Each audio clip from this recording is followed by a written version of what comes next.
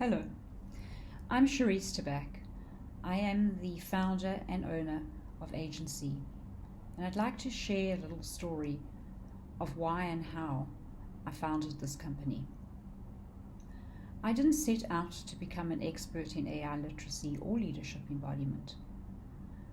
The truth is, I didn't have a 10-point plan or even a 5-year vision.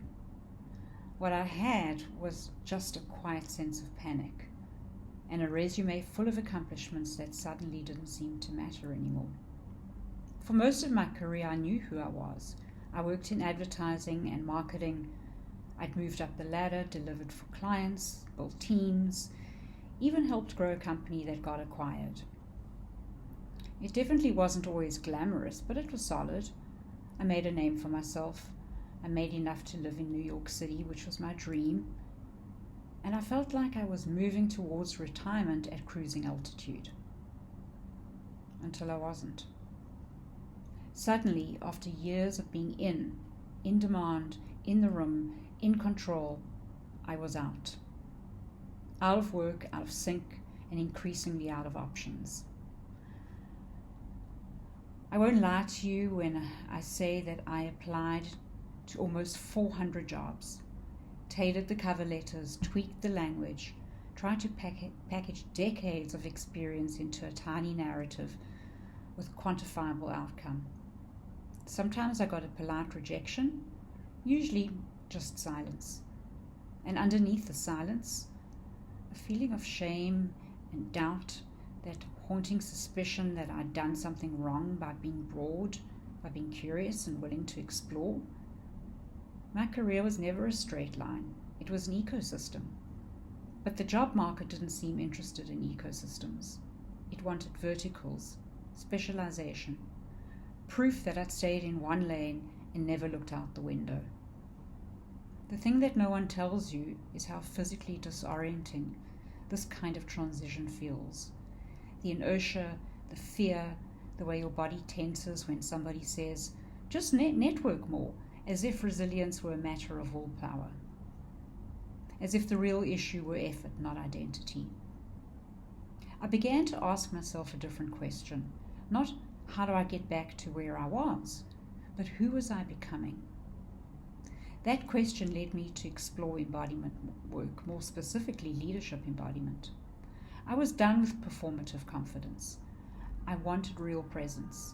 I wanted to feel like I belonged in the room, not because I had something to prove, but because I could be grounded, curious, and clear, even in the unknown.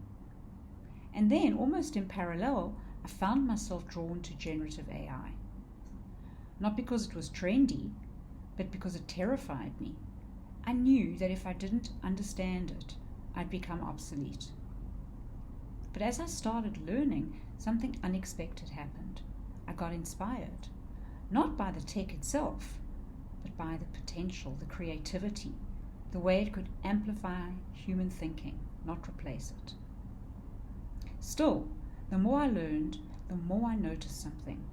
Most of the material out there assumed you were either a full-stack engineer or a fearless early adopter. There wasn't much for the rest of us.